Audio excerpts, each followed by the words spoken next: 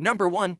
Your brain treats email like a tiger attack. Imagine opening your inbox and feeling your heart rate spike like you're being hunted. That's not a quirky personality trait. That's ancient panic software running on a modern system. Your brain, which evolved to scan for predators, now reacts to social pressure the way it once reacted to saber-toothed tigers. That pit in your stomach when someone CCs your boss. Pure primal fear. The limbic system doesn't care that it's a calendar invite.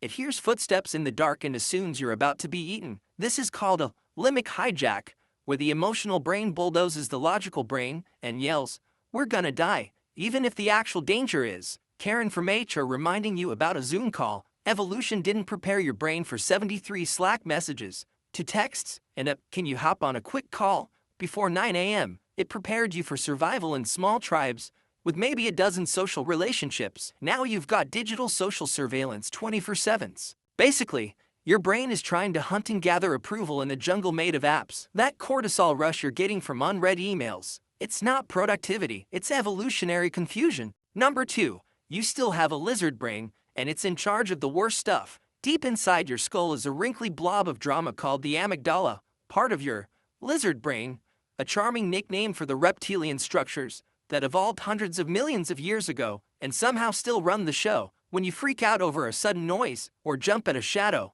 that's not your thoughtful, modern human brain at work. That's Team Salamander, slapping the panic button like it's playing whack-a-mole. You can have a master's degree, dear taxes, and write poetry, but if someone slams a door, your brain still acts like you're a gecko running from a hawk. It makes no sense because the threats have changed, but the wiring hasn't. Even worse, the lizard brain is terrible at nuance. It doesn't understand context. It just knows, scared, or not scared. This is why you overreact to things like ambiguous texts, weird looks, or your partner saying, "We need to talk." Your amygdala hears that and goes, "Time to hide under a rock and die." So yeah, part of your brain still thinks it's on a rock in prehistoric Earth, and it makes sure to overreact to literally everything. Number 3. Memory is just a weird guessing game. Here's a deeply unsettling fact.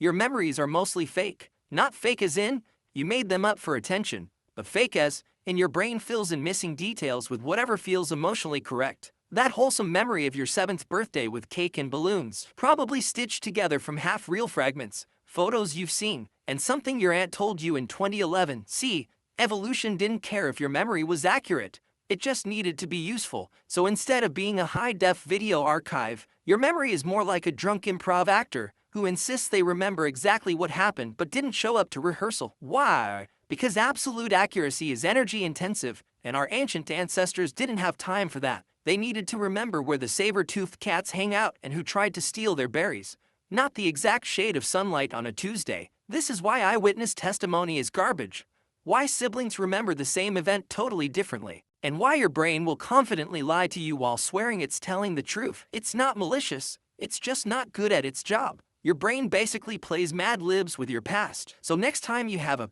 core memory, just remember, it might be 40% vibes, 40% ego, and 20% actual reality. Number 4. Your brain thinks you're the main character of Earth. Let's get brutally honest. Your brain thinks everything is about you. It's not your fault. Blame something called the spotlight effect, where your brain assumes everyone is staring, judging, and narrating your every move like it's the season finale of you. Brain addition. You trip on a sidewalk and feel 20 pairs of imaginary eyes laser beam into your soul. You stutter in a meeting and spiral into a black hole of shame. Meanwhile, everyone else is too busy worrying about their imaginary audience to care about your moment. This makes evolutionary sense. Being socially rejected used to mean literal death. No tribe, no fire, no food, no one to guard you while you sleep. So your brain evolved to make you hyper-aware of how you're perceived. But in modern life, this turns into a mental reality show you didn't audition for but somehow produce, direct, and star in. The irony, everyone else is doing the same thing. So we're all main characters in a world full of extras who think we're extras in their movie. Your brain is a narcissistic little theater kid trapped in a meat suit, running lines and checking its angles while the rest of the cast is also too busy crying in the green room. Number 5. You can't actually multitask. Your brain just panics. Faster. Let's kill the myth. You're not multitasking. You're just switch tasking very badly. Your brain cannot focus on two complex tasks at once. It just bounces between them, like a caffeinated squirrel with a grudge. Ever try writing an email while half listening to a podcast? You end up typing, and that's Why guacamole is a social construct in a message to your boss. Not ideal. This whole, I'm a great multitasker, delusion is actually your brain pretending it's a CPU, when it's really just a guy spinning plates while on fire. And the fire is anxiety. Neuroscience shows that every time you switch tasks, your brain loses a bit of processing power. It has to reorient itself, refocus, and then remember what it was doing. It's called task switching cost, and it's basically your brain's way of saying, please stop, I am begging you. Multitasking is a leftover survival glitch. Back when you had to scan the bushes for danger while picking berries, divided attention saved lives, but now it just makes you write, love you, in a group Slack channel. So no, you're not a productivity god. You're a prehistoric human with Wi-Fi, trying to do taxes while doom scrolling. Respect the chaos. Number 6. Your brain invents patterns that don't exist. Why do people see faces in clouds, hear ghosts in static, or believe Mercury retrograde is ruining their relationships? Because your brain is a pattern-addicted maniac. This glitch is called pareidolia, and it's the reason we see meaning in meaningless noise. A rustle in the bushes, could be wind, could be death. Your brain decides, let's just assume death, and freak out early. You were built to over-detect patterns because false positives were less dangerous than false negatives. Thinking that weird shape is a tiger when it's just a shadow. Embarrassing. Not thinking it's a tiger when it is. Dead. Fast forward to now. Your brain still wants to find tigers in toast, so it builds narratives out of randomness. That's why we're so good at conspiracy theories, astrology, and convincing ourselves that red flags are just vibes. Your brain would rather be wrong than unsure, and if it has to create a story from chaos just to soothe itself, it absolutely will. Basically, your brain is that kid in class who made a group project all about themselves, even if the topic was photosynthesis. Number 7. Your brain can't tell the difference between real and imagined pain. Ready to get weird. When you feel emotional pain, like heartbreak or rejection, your brain lights up in the same regions as physical pain. That's right, to your brain, being dumped is like being punched in the face. Just slower, more poetic, and probably with more Taylor Swift. It's all thanks to the anterior cingulate cortex, which gets activated whether you stub your toe or get ghosted. Evolution figured that social pain needed to hurt, because getting kicked out of the tribe used to be a death sentence. Now, your crush leaves you on scene, and your brain's like, cool, guess we're gonna die now. So you end up curled on the floor, listening to sad playlists and eating expired trail mix like a wounded antelope. This also explains why social media drama feels physically draining, or why you still think about that one time in 8th grade when you mispronounced Colonel. Your brain doesn't do emotional subtlety, it does raw panic, vague sadness, and digestive distress. Because why not suffer both emotionally and physically, just to keep the species alive? Number 8. Your brain forgets why it walked into rooms. You ever walk into a room, stop, and think, wait, why am I here? Congratulations! You've just experienced what scientists call the doorway effect. Apparently, your brain treats physical doorways like mental save points in a video game. As soon as you pass through one, your brain goes, cool, we're in a new zone. Delete the last quest. From an evolutionary perspective, this makes sense. If you move from the forest to the cave, your surroundings and threats changed. So your brain wipes the short-term memory slate to focus on the new context. Unfortunately, modern humans use doors a lot. So now, you're doomed to walk into your kitchen 15 times a day and stare at the fridge like it holds answers to the universe. Your brain is just trying to help, but it's helping like a dog that eats your homework because it thought it was a threat. Number 9. Your brain hates being still so much, it invents vibrations. Ever felt your phone vibrate, but when you check, nothing? Congratulations, you've unlocked phantom vibration syndrome, aka the brain's weird way of saying, I'm lonely and deeply addicted to dopamine. Your brain is so primed for stimulation that it would literally rather hallucinate than be bored. This phenomenon comes from the brainstem and sensory cortex,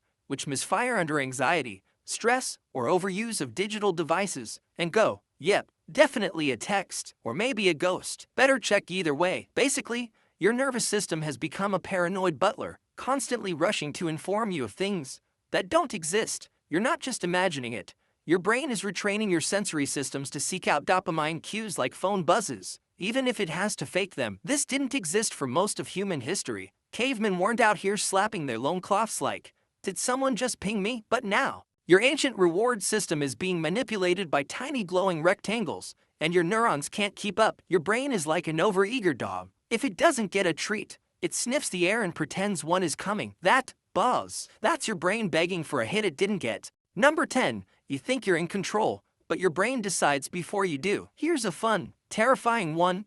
Your brain makes decisions before you do. According to neuroscience studies, your brain shows signs of choosing something up to 7 seconds before you're consciously aware of it. That means by the time you think, I'll choose the left button, your neurons already did the paperwork. So who's really in charge? Spoiler, it's not your conscious mind. The truth is, your prefrontal cortex, the part you think is you, is actually more like a press secretary, making public statements after the real work is done behind the scenes. This is called post hoc rationalization, where your brain decides first, then comes up with reasons to make it sound smart, like buying a $300 coffee machine because it saves money, when really, you just liked the way it looked in the ad. So the next time you tell yourself you're making a rational decision, remember, your brain already picked, you're just writing the press release. We're all passengers in a meat car being driven by a slightly drunk algorithm. Number 11. You literally see what you expect to see. Want to know why eyewitness testimony is garbage? Because you see the world through your expectations, not your eyes. This is called top-down processing, and it's your brain's way of filtering chaos through a best guess lens. It's like a visual autocomplete. Oh, blurry shape. Looks like a cat. Definitely a cat. Oh wait, that was a possum eating your lunch. Your brain takes limited, raw sensory input and builds a whole experience around it, using past experiences, assumptions, and emotional context. It's efficient, but it also means you walk around in a hallucination that feels incredibly real. Ever misread a text and get irrationally angry, only to realize it said something totally different? That's your brain shortcutting to a conclusion before double-checking the facts. This evolutionary trick helped early humans survive by reacting fast, not necessarily correctly. Now it just makes you misjudge tone, jump to conclusions, and think your ex is texting you when it's just your bank. Your brain wants the world to make sense even if it has to lie to you, so it does. Every day. Number 12. Your brain rewards you for doing absolutely nothing. Ah yes, the dopamine trap. Your brain's reward system that was meant to help you survive and now helps you binge 7 hours of Netflix without blinking. Dopamine was originally designed to reward things like food, shelter, and mating. Now it rewards opening apps, watching fake arguments, and clicking things that say, you won't believe what happens next. It's not that you're lazy, it's that your dopaminergic system has been hijacked by technology that understands your brain better than you do. Every scroll is a jackpot lever, every like is a micro hit, and your brain's like, yes, yes, more shiny buttons. Meanwhile, your to-do list is aging like fine wine in a locked cabinet. Here's the kicker. You don't even need to complete something to get a dopamine hit. Just the anticipation triggers it. So your brain rewards you just for thinking about doing something. Which is why planning a productive week feels amazing until Monday arrives and you mysteriously become a couch. You're not weak. You're an ancient reward machine living in a casino made of screens. Number 13. Your brain is addicted to closure, even when it's wrong. Ever feel your brain spiraling because someone left you unread? Or you didn't get a reply to that job application, or someone just said, "K," without a smiley face? That's not neurosis. That's your brain demanding closure like a toddler demanding a popsicle. It's called the Zeigarnik effect, and it's the reason unfinished tasks, or unresolved emotions, feel mentally louder than finished ones. Your brain hates ambiguity. It would literally prefer a bad ending over none at all. Evolutionarily, this made sense. If you didn't know whether that noise was a lion or wind, you couldn't rest until you figured it out. Now, the same system obsesses over text tone, passive-aggressive images, and vague link hidden rejections. Your brain replays unresolved situations on loop because it thinks it's keeping you alive, but all it's really doing is giving you emotional indigestion over things that probably don't matter. And here's the kicker. Closure is often fake. Your brain just picks a narrative. They hate me. They forgot me. They moved to the woods to avoid confrontation. And once it accepts a story, calms down, doesn't even care if it's true. So yeah, your brain is basically a conspiracy theorist with anxiety. Number 14.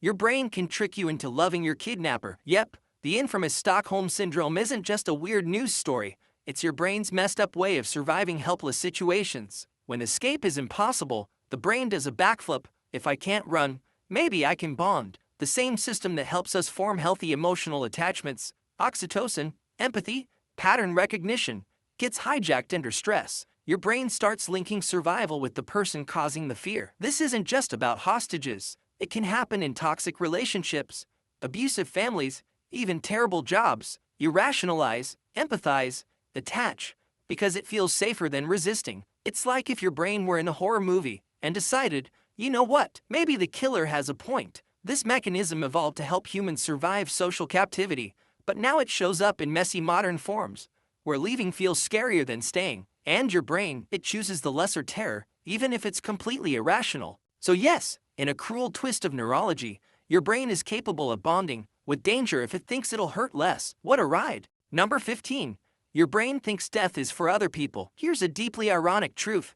Your brain doesn't truly believe you're going to die. Like, intellectually, sure, but emotionally, now, that's a tomorrow problem. This psychological glitch is called mortality silence denial, your brain's natural resistance to fully confronting its own expiration date. When you hear someone died in an accident, your brain thinks, that's tragic, and then quietly whispers, but I'm different. This made evolutionary sense. If ancient humans walked around constantly aware of death, they'd never take risks, never leave caves, and never invent stuff like fire or TikTok. Instead, our brains suppress fear of death with distractions, career goals, relationship drama, arguing in comment sections, reorganizing your Spotify playlists, anything but facing the void. The only time you glimpse it, in sudden shocks, funerals, accidents, near-death experiences, and even then, the brain scrambles to return to denial mode as fast as possible. It's not dysfunction, it's strategy. Your brain would rather build a fantasy of immortality than paralyze you with existential dread, because if you truly felt the reality of death all the time, you'd never get out of bed.